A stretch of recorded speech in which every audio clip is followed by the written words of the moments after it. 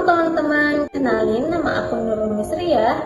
Aku dengan NIM E1C02310115. Aku dari Prodi Pendidikan Bahasa dan Sastra Indonesia, Fakultas Keguruan dan Ilmu Pendidikan Universitas Mataram. Jadi pada video kali ini aku akan ngajak teman-teman buat bahas satu materi yang sangat seru dalam pragmatik. Apa sih materinya? Materi kali ini itu sebenarnya berkaitan erat dengan kehidupan kita sehari-hari. Sering banget kita gunain dalam komunikasi kita sehari-hari, tapi kadang kita itu nggak sadar. Ya, aku akan bahas tentang kerjasama dan implikator. Untuk lebih lanjut, teman-teman bisa stay tune ya di video ini. Nah, teman-teman, kalau kita ngomongin soal komunikasi, sebenarnya apa sih tujuan dari komunikasi itu? Jadi, simpelnya tujuan dari komunikasi itu adalah untuk menyampaikan informasi, supaya informasi yang teman-teman sampaikan itu dapat diterima dengan baik oleh lawan tutur teman-teman. Tapi, pernah nggak sih selama ini kalau teman-teman sedang berkomunikasi atau menyampaikan informasi, teman-teman udah ngerasa kalau informasi yang teman-teman sampaikan itu udah sangat jelas, tapi tetap aja ada kesalahpahaman di sana. Nah, hal ini bisa aja karena teman-teman belum benar-benar menerapkan yang namanya prinsip kerjasama dalam komunikasi tersebut.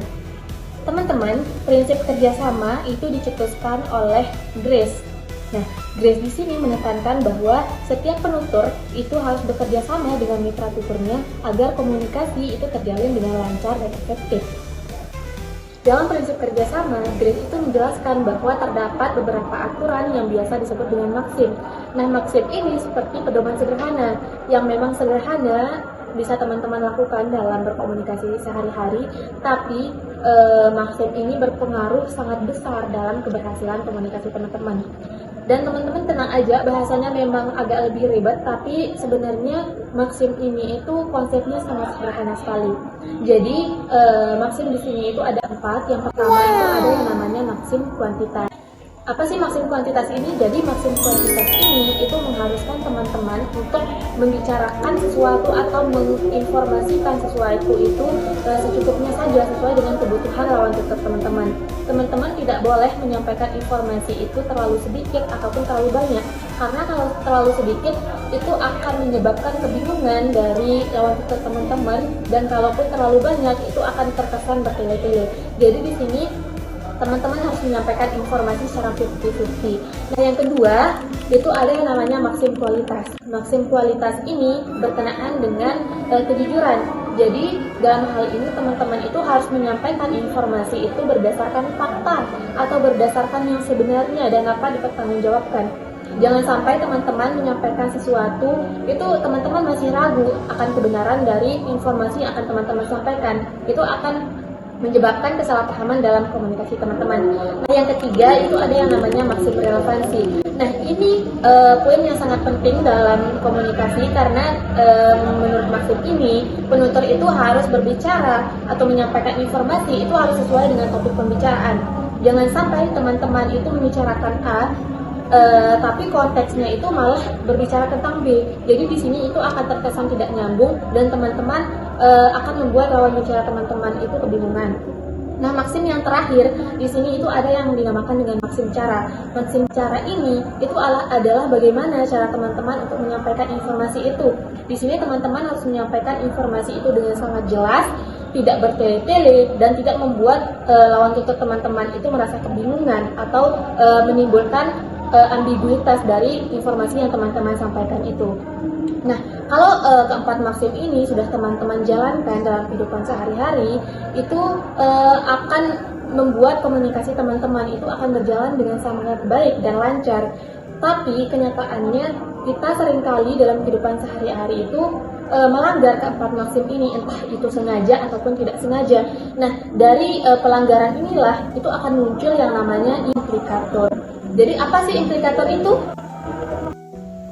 Jadi teman-teman, implikator ini dapat teman-teman pahami sebagai sebuah makna tambahan dalam sebuah tuturan yang tidak diucapkan secara langsung, tapi teman-teman bisa pahami dari konteks tuturan tersebut.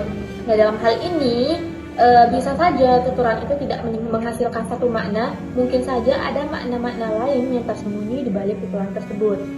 Nah, pada kenyataannya dalam kehidupan kita sehari-hari, kita seringkali menemui orang-orang yang menggunakan implikator ini. dan tanpa kita sadari pula, kita menjadi salah satu bagian yang tanpa sadar menggunakan implikator ini.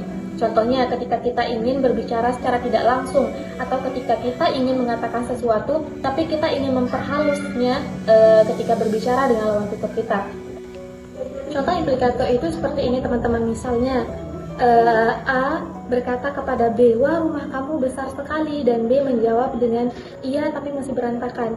Nah, kalau kita lihat secara langsung, B di sini menyatakan bahwa rumahnya itu dalam kondisi yang berantakan. Namun ada maksud lain dari tuturan B ini. Bisa jadi B di sini itu merasa tidak enak atau dia tidak ingin terkesan sombong sehingga ia merespon dengan sedikit lebih merendah kepada A. Nah, maksud tidak langsung yang ingin disampaikan oleh B di sini itu yang disebut dengan implikator. Contoh lainnya itu seperti ini, misalnya sekarang panas ya. Nah, dalam situasi tertentu pernyataan ini itu bukan hanya sekedar informasi terkait suatu kondisi, tapi bisa saja seseorang atau mitra tutur teman-teman itu ingin teman-teman untuk menyalakan sebuah AC atau kipas angin sehingga situasinya itu akan lebih nyaman lagi. Jadi dalam implikator itu kita harus melihat konteks, situasi, kondisi dan hubungan antar penulis. Dari sini kita bisa melihat bahwa komunikasi itu tidak selalu tentang apa yang dikatakan secara langsung, tetapi juga tentang bagaimana kita memahami maksud dari tuturan tersebut.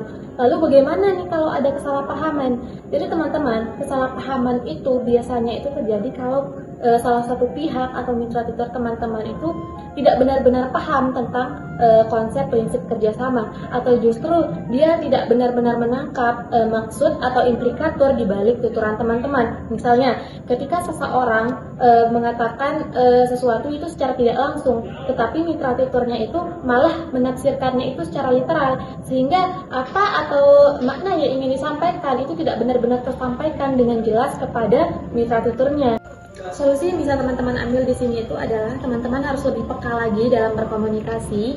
Teman-teman tidak hanya fokus pada apa yang dikatakan oleh lawan tutur teman-teman, tetapi teman-teman juga harus memperhatikan konteks, situasi, dan kondisi sehingga teman-teman dapat benar-benar paham maksud dari mitra tutur teman-teman. Selain itu juga, teman-teman harus berusaha untuk menerapkan prinsip kerjasama ini dalam komunikasi teman-teman sendiri. Ketika teman-teman berkomunikasi, berbicara dengan jelas, secukupnya, jujur, relevan, dan tidak bertele-tele, itu akan sangat membantu mitra tutur teman-teman untuk memahami apa yang ingin teman-teman katakan pada tuturan yang teman-teman lontarkan. Nah, dari sini komunikasi itu akan terjalin lebih efektif, nyaman, dan terhindar dari kesalahpahaman. Jadi dapat disimpulkan bahwa prinsip kerjasama dan implikator itu merupakan dua hal penting yang harus ada dalam komunikasi. Melalui prinsip kerjasama itu akan membantu percakapan atau akan membantu komunikasi teman-teman itu berjalan dengan baik. Sementara implikator itu akan membantu teman-teman untuk memahami maksud yang tidak diucapkan secara langsung oleh mitra tutur teman-teman. Sekian penjelasan yang dapat saya sampaikan terkait dengan prinsip kerjasama dan implikator. Semoga apa yang saya sampaikan ini dapat menjadi pemahaman baru bagi teman-teman semuanya. Saya cukupkan. Sekian, terima kasih. Wassalamualaikum warahmatullahi wabarakatuh.